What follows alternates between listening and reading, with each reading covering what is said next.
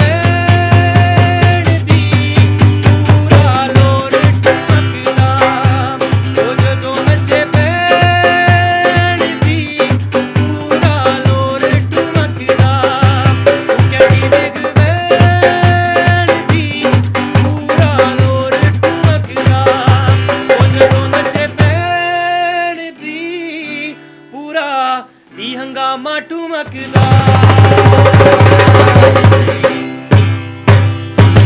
अस्सलाम वालेकुम, this is Zameer Kawar And this is Danshu Mumtaz. And we are Dishaz band.